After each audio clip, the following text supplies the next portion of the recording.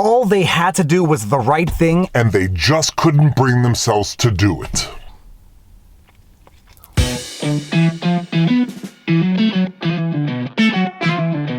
Viva Frei, Montreal litigator turned YouTuber, and this is Winnie the Westie. It's been a while since we've done a car vlog, but we have to do a car vlog today because there have been some developments in a story that I have posted online.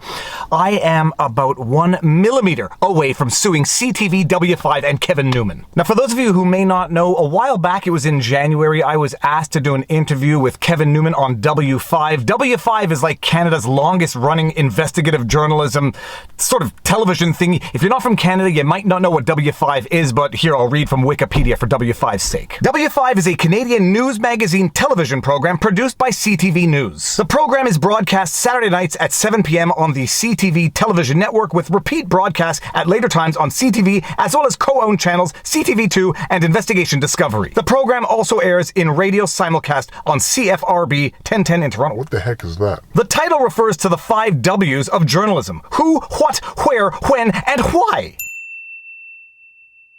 It is the longest running news magazine documentary program in North America and the most watched program of its type in Canada. Yeah, I don't really know what the most watched program of its type in Canada means. I have no idea what the numbers of viewership are at W5. I just remember the name from childhood. So when I got a text out of the blue from someone saying they wanted to interview me for W5, I was like, okay, I'm listening. Hey David, Denise CTV here. Happy New Year. Might you be available this Saturday? We'd come from Toronto. Hi Denise, Saturday is good. Would it be in your studio or at our place? Your place for the interview would be great, thank you. Then we can get shots of you online, then doing one of your walk talks. What's your address? Now, I know what I think of MSM, Canadian Legacy Media. It is fully subsidized government propaganda. I believe it to be fake news more often than not, but that is not to say that I will refuse doing an interview with someone because I consider them to be fake news. So I agreed to the interview because they say it's going to be about Rumble, that Canadian platform that's sort of like YouTube. I thought it might actually be a fair piece, and it's not just that I agreed to the interview. I allow these people into my home. I introduce them to my wife, to my children. For a very brief second, I actually thought it was going to be an honest investigative piece into Rumble, perhaps even celebrating the Canadian phenomenon that is Rumble, but it was about 20 minutes into the interview that I got a very bad feeling about this interview, and it became clear to me that Kevin Newman was not in my living room because he was searching for the truth. He was in my living room because he wanted to demonize Rumble, and he was going to use me as a pretext to do it. At one point during the interview, Kevin Newman literally cherry picks one comment from one of my hundreds of videos on Rumble. From the tens of thousands of comments on Rumble, one comment that he found to be potentially inspiring of violence, potentially objectionable, he pulls up one comment and asks me a question on that as though I am responsible for the comments on all of my videos across all platforms. I was just looking at some of the comments, and some of them, frankly, are inciting violence. One guy says it's probably time for Canadians to start making sure they have enough ammo, start finding out which federal officials live in their neighborhoods, yada, yada, yada. It's still there. When you see things like that are clearly inciting violence inside the Rumble ecosystem, how do you flag it? How do you get it taken down? But isn't that part of your responsibility as someone who is to read thousands of comments? To understand how what you say is impacting people.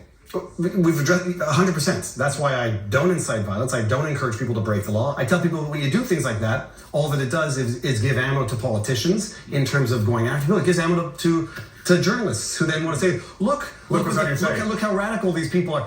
You're on the internet. There's a lot of discourse on the internet that is hyperbole, that is people behind the anonymity of their keyboards that feel very comfortable saying idiotic things. And it was at that moment that I knew that this was not going to be an honest piece looking for the truth about Rumble, or I dare even say celebrate Rumble for the creation that it is coming from a fellow Canadian. This was going to be a hit piece, and I knew it about halfway through, and when I saw the broadcast of the W5 piece, it was nothing more than a dishonest hit piece.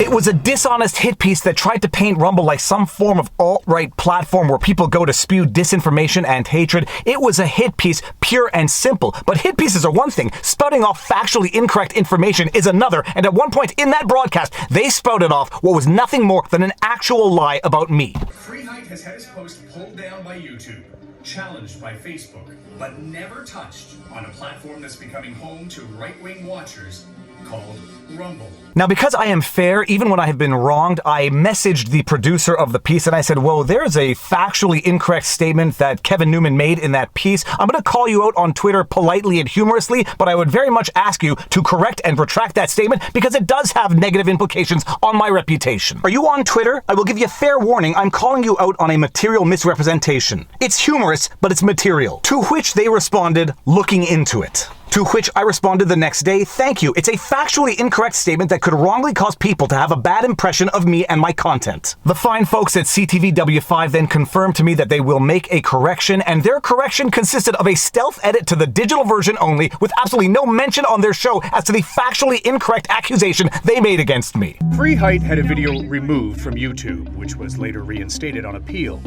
but never touched on a platform that's become home to right-wing watchers called Rumble. Subsequent to that correction, I let them know that that correction was actually no correction at all and was actually only exacerbating the problem and a total admission of guilt, and I let them know as much. Tuesday, February 22nd, 2:44 p.m. I was expecting a retraction and a correction, not a stealth edit which will have no impact on the people who saw the original broadcast, which would be the bulk of the viewership, I presume. Will there be a specific mention of the correction in the next airing of a W5 episode? And as far as I know, they did not make any specific mention on any subsequent airing. A month goes by, and then I have to text who I thought was Kevin, but I think it's just the producer. I have to text them concrete evidence of the consequences of their misinformation in real life, and that would be an edit war on my Wikipedia page, people on my Wikipedia page trying to describe me as a far-right extremist because of the W5 broadcast. Saturday, April 2nd, 6:28 p.m. Hi Kevin, Frei here again. Just want to send you concrete evidence of the consequences of your inaccurate and unfair reporting. Did you ever issue a specific retraction on the on-air version of W5? And I sent a screenshot of some of the discussion on my Wikipedia page. It is time this page accurately reflects Freiheit's extremist far-right views. W5 showcased him.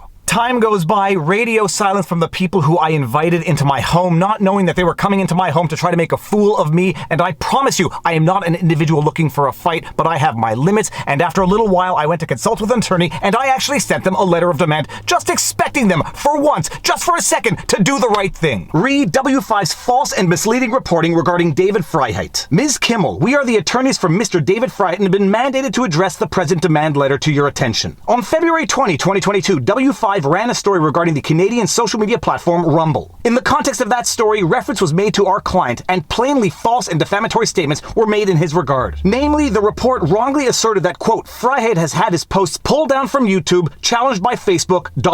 end quote. Both those statements are false and could have easily been verified by W5. In fact, YouTube only temporarily removed one video, and thereafter not only reinstated the video, but also remonetized it. Facebook has never challenged, removed, or raised any issue with any post made by our client on that platform. And this is where it gets really good and shows the importance of keeping receipts. Our client properly informed you of these egregious and factually incorrect statements. You acknowledged your error and surreptitiously corrected the online version of the story. However, no retraction or correction was ever made on air where most people would have watched the initial broadcast of your report. Mr. Frei followed on the matter with you, and no action or explanation has since been forthcoming. W5's actions here are clearly wrongful. Not only was the initial reporting at best negligent and blameworthy, but the failure to properly retract and correct the allegations compounds the harm unduly suffered by our client. Since your incorrect reporting, our client has been the subject of unfair attacks online, in particular as relates to an edit war on his Wikipedia description, fueled specifically by W5's inaccurate and misleading reporting, and his reputation has been affected. The fine folks at CTV W5 were put on notice to properly retract and correct what they had falsely said about me, and a few weeks after that letter of demand, they responded as follows. Hello, please note we plan to update and clarify the story on air Saturday, June 11, 2022.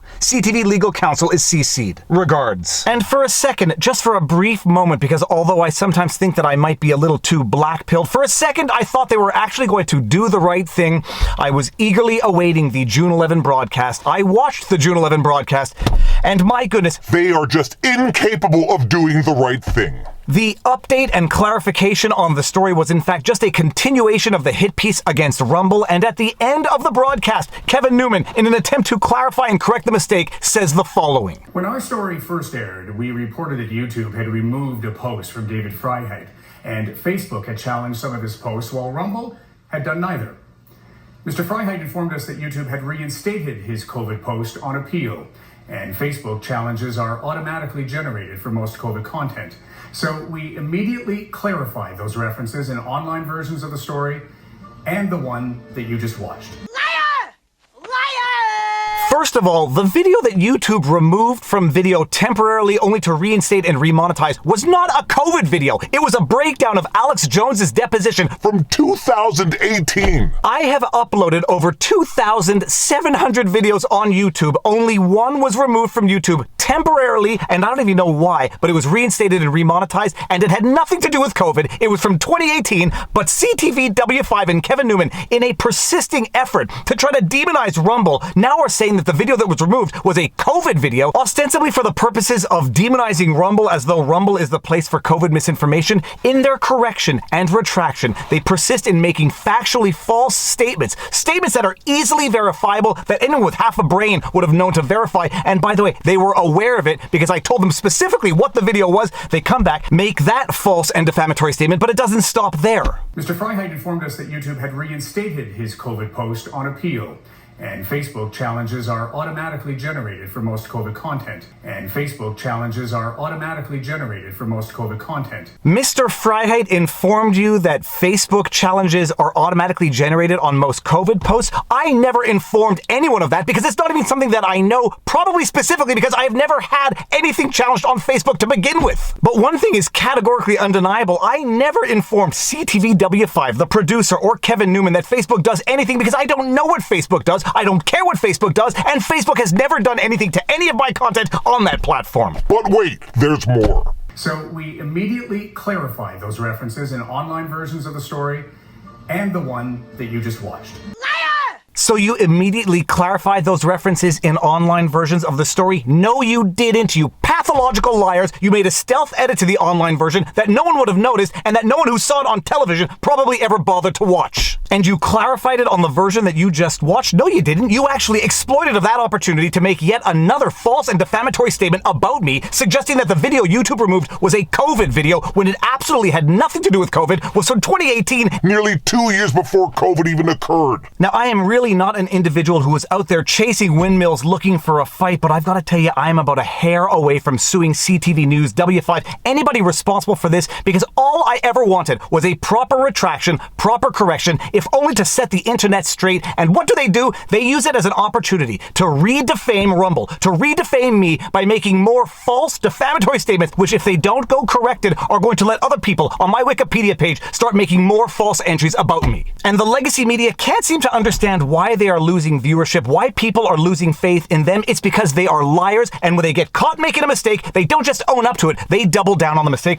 My goodness, I've started to sweat yet again. I have my dog. Calm me down, Winston. Calm me down. So that's that. I don't know what to do, but I have never been this close to suing anyone in my life, but I am this close because it is just over the top, and at some point, someone has to stand up to this machine, this propaganda machine that goes around trying to destroy the people who succeed on their own merits. Now, with that said, I have to go do my homework for tonight's live stream with Robert Barnes. For those of you who like my content, you know what to do. Like, share, subscribe, hit the notification bell, drop a comment in the comment section below because it feeds the algorithm. If you want to support Robert Barnes and me, you can find us at vivabarneslaw.locals.com. But more important than anything, take care of yourselves, check in on friends and family, make sure everyone around you is doing well, be honest, and if you make a mistake, just own up to it in order to correct it. And with that said, now you know your vlog. Peace out. Booyah! Sorry, premature booyah. I actually went through my email to find the original reach out from the producer at W5. I'm going to read you that original reach out email, and I will end this by saying, truly, shame on you, everyone at CTV W5. Listen to this outreach email that I initially got to agree to do this in the first place. Hello, David. I'm a producer with CTV W5 doing a story on the next-gen video platform, Rumble. What makes it unique from YouTube, for example? How has it been developed and run, etc.? We're interested in part because of its Canadian roots. As your videos are so popular on the channel, plus being Canadian, we'd appreciate the chance to speak with you about Rumble, why you chose that site, what reactions do you get, how it differs from other platforms, etc. The interviewer would be Kevin Newman, former host of our show, among other American reporting positions from Nightline to ABC World News. We can come to you in Montreal at your convenience, preferably before January 19th. In addition to the interview, we'd appreciate filming you as you do one of your walkabouts for Rumble. Please let me know how we can best move forward. With warm regards. Now we cue the shame. Shame. Shame. Shame. Shame. Shame, shame, shame.